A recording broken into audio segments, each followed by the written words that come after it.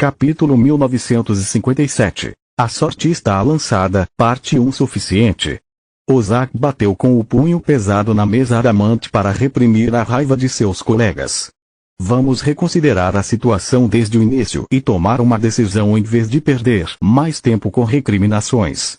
O passado está fora do nosso alcance e se não nos concentrarmos no presente, não teremos futuro porque estaremos todos mortos. Após o silêncio retornar ao salão do conselho, o representante humano continuou. A situação não é tão terrível quanto parece. Nossos agentes em Garl confirmaram que o conselho local ainda não tem conhecimento de que estamos em posse da boca de Menadion. Nossos convidados querem manter a informação e o artefato para si isso joga a nosso favor. Além disso, onde você só vê um desastre, eu vejo uma oportunidade.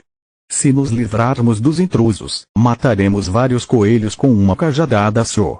A morte deles enfraquecerá o Conselho Garlen, a organização, e finalmente conseguiremos justiça pelas inúmeras vidas que aqueles Eldritches tiraram ao longo dos séculos. Depois disso, só precisamos ter cuidado com a boca e vender os artefatos feitos com ela apenas para pessoas de confiança que manterão o segredo sobre sua origem. A Guerra dos Grifos é uma bênção disfarçada porque nos dá o tempo que precisamos intensificar nosso jogo. Enquanto Garland tiver que enfrentar Trude, uma questão política como a morte de alguns embaixadores terá que esperar. Terminada a guerra, só nos resta atacar antes que o vencedor se recupere, não importa quem seja, para alcançar uma vitória rápida. Gosto da sua ideia. A cabeça decepada de Shergov repousava sobre a mesa, então seu corpo teve que levantá-la e sacudi-la com as mãos para fazê-la concordar. Mas há outra maneira de evitar uma guerra inútil. Podemos apenas afirmar que não desempenhamos nenhum papel no ataque. Que as famílias das vítimas, angustiadas, agiram por conta própria depois de saberem da presença dos seus inimigos jurados. Nesse ponto, poderíamos até encerrar a questão oferecendo alguns bodes expiatórios.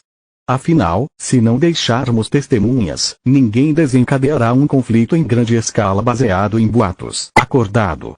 Rokuno disse. Mas devemos agir de forma rápida e decisiva.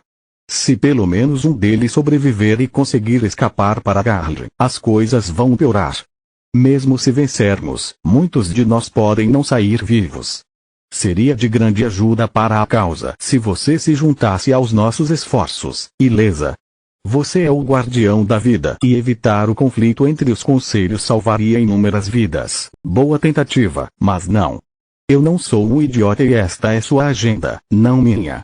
Os olhos do Bastet brilharam com mana e fúria, fazendo os outros representantes tremerem em suas botas. Tudo bem. Senara ergueu as mãos em sinal de rendição. Você poderia pelo menos limpar sua própria casa e se livrar do Carnaval Vermelho para nós. Teseu é seu filho. Suas ações e o sangue em suas mãos também recaem sobre você. Eu concordaria se ainda fosse o velho ele. Ilesa disse. Meu filho seguiu um caminho do qual não havia redenção e jurei matá-lo com minhas próprias mãos se o encontrasse novamente. Graças ao mestre, no entanto, ele começou de novo, e a doença que distorceu sua mente desapareceu. Sempre serei grato ao mestre por salvar meu filho e não vou prejudicar este novo Teseu, a menos que ele prove não ser diferente do antigo. Além disso, foi você quem, contra meu conselho, concedeu a Visante um perdão total e sua proteção em troca de seus serviços. Você encobriu seus crimes para que ele pudesse aumentar seu poder compartilhando a boca com cada um de vocês, por sua vez. Ele agora é um mago respeitado em nossa comunidade e se a verdade sobre ele fosse revelada, todos vocês estariam em apuros. Elfin Menadion é a herdeira legítima da boca e também não moverei um dedo contra ela. Você quer dizer que ela é verdadeira? Ela está com a torre. Senara perguntou e os outros assentiram, com os olhos iluminados pela ganância como um bando de dragões. Ela é verdadeira, mas a torre está perdida. O assassino a levou, embora Senara mentiu descaradamente, não querendo causar nenhum problema a Elfin. Então você vai nos abandonar, como sempre. Shergov, Odulan, disse. Eu não estou abandonando você. Você decidiu cavalgar em direção a um penhasco e eu me recuso a segui-lo. Fim da história. A Bastet se levantou, abrindo um portal de volta para seu covil. Uma última palavra de conselho. Meu filho era brilhante como um Bastet quando se transformou em uma abominação. Seu brilho foi transformado em uma monstruosidade. Ele se tornou mais poderoso e mais perigoso do que nunca. Agora, ele transcendeu até mesmo isso. Eu não a contrariaria se fosse você. Então, ela saiu antes que eles pudessem responder. Todos a favor de se livrar dos intrusos antes que Garland saiba sobre a boca. Ozak perguntou, e a moção foi aprovada por unanimidade. Colina de Penaca, no meio do nada e das planícies de Ciota. Quanto mais Lita estudava a área que o conselho escolheu como terreno neutro para as negociações, mais parecia o lugar perfeito para uma armadilha. Não havia nenhum assentamento próximo, então também não havia testemunhas. A colina de Penaca era um planalto isolado, longe das fronteiras de Garland, sem onde se esconder durante dezenas de quilômetros. No caso de alguém ser forçado a correr, os perseguidores teriam uma linha de visão clara do alvo. Não importa se alguém voasse em alta velocidade ou piscasse, seria necessário um milagre para escapar. Agora entendo por que você decidiu vir aqui assim que nos comunicaram o local do encontro, apesar de estarmos horas adiantados. Lit disse. Você não queria dar a eles tempo para preparar armadilhas. Correto. Zoreta sentiu. Eu dei a eles um prazo tão curto que eles foram forçados a improvisar. Mesmo que eles nos contatassem depois de iniciar os preparativos, construir matrizes enormes não é algo que você possa fazer em poucas horas. Mesmo que eles nos tenham enviado para algum local de execução isolado, lançamos feitiços de detecção de matriz no caminho até aqui para evitar surpresas. Isso ainda é uma armadilha. Lit respondeu. Provavelmente. A alegada razão para a escolha deste local é permitir-nos ter uma visão clara dos membros da delegação e ter muitas rotas de fuga se algo der errado.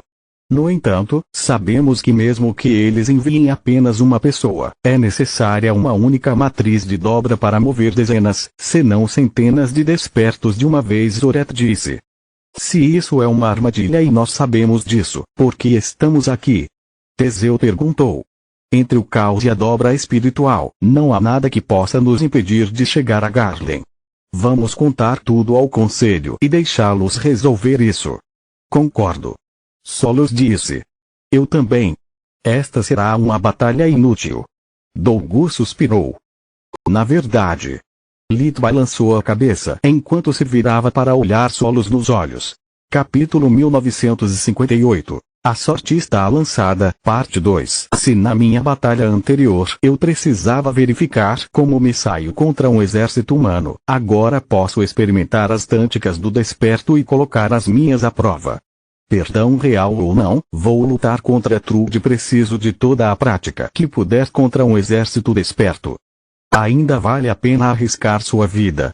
Solos mexeu em seu cabelo, achando desconfortável ter apenas 2 mechas coloridas devido à escultura corporal. Vou arriscar minha vida de qualquer maneira na Guerra dos Grifos. Lit encolheu os ombros. Pelo menos agora tenho 3 Eldritches poderosos e você ao meu lado. É muito mais seguro do que em qualquer campo de batalha em que irei entrar. Por que não deixar isso para o conselho? Ela não parecia convencida. Porque a boca é sua, Solos, e se eles soubessem sobre um artefato tão poderoso, eles o pegariam para si. Como eu sempre disse, nada que vale a pena vem fácil, mas quando você atinge nosso nível, muitas vezes você tem que lutar por isso. As pessoas não vão deixar você ter coisas boas pela bondade de seus corações, nem mesmo aquelas que você merece. Se você não se defender, elas tirarão tudo de você. É um artefato realmente digno de derramar tanto sangue? Em que você é diferente do conselho? Teseu entrou na conversa, sentindo-se em conflito. O artefato? Não, mas isso não é culpa minha. Demos a eles a prova da reivindicação legítima de Solos, demos a eles a escolha de terminar as coisas pacificamente, e eles recusaram. Lit respondeu. Sou diferente do conselho porque não sou eu quem busca a batalha. Não posso decidir como as pessoas vivem, mas com certeza posso decidir como morrem as pessoas que levantam a mão contra mim. Não gosto de violência, mas se você começar a evitar conflitos, acabará sem nada além das roupas você usa. Se você tiver sorte. Solos ainda estava refletindo sobre as palavras de Lip quando Mitra se aproximou dela. O Raiju manteve distância até que Solos permitiu que ela se aproximasse. O que você quer? Sua voz saiu mais rude e fria do que ela pretendia. Esta será uma batalha difícil e precisarei usar a absolvição. Mitra respondeu oferecendo um martelo a Solos mais uma vez. Para fazer isso, preciso da sua permissão. Por que você precisa da minha permissão para usar sua arma? Solos franziu as sobrancelhas em confusão. Porque considero a absolvição parte do legado de Minadion. O Raiju disse. Só consegui porque roubei o Fúria e estudei durante anos. Como você sempre me disse, não tenho criatividade. Eu atualizei as runas de sua mãe para se tornar o quarto governante das chamas, assim como simplesmente atualizei o martelo de sua mãe para criar a absolvição. Ela pertence a você, não a mim, e não quero mais tirar nada de você. Solos corou de vergonha com a grosseria das palavras de seu eu passado. Depois de passar anos com Lit e trabalhar duro para entender os segredos da forjaria, ela sabia como era difícil atualizar algo. A maioria de suas melhores peças eram apenas atualizações, como a armadura Orixalcun Skinwalker da qual derivaram todas as outras. Além disso, a consideração do Raiju a comoveu. Mitra estava disposta a colocar os sentimentos de Solos em primeiro lugar e sua própria sobrevivência em segundo lugar, a fim de se redimir. Eu realmente fui um idiota com Mitra. Solos pensou e estava prestes a se desculpar quando a raiva substituiu a vergonha. Ver a absolvição e sua aura de poder que combinava com sua fúria encheu Solos de raiva. Idiota ou não, Mitra está certo. Ela não é melhor que aqueles bastardos do Conselho Verendi. Ela roubou a fúria e o conselho da boca, aproveitando os artefatos sem se importar com a forma como os conseguiram. Nenhum deles tem direito ao legado da mamãe. A boca é minha e a absolvição também. Não acredito que Vastor conseguiu criar algo tão poderoso que pôde até ser melhor que o trabalho da minha mãe, ela pensou. Então, antes que palavras cruéis que ela não seria capaz de retirar saíssem de sua boca, Solos parou por um segundo, deixando seu ego ferido de lado. Eu me corrijo. Mitra e o conselho não são a mesma coisa. Ela já me ofereceu a absolvição 2 vezes e foi minha escolha recusá-la.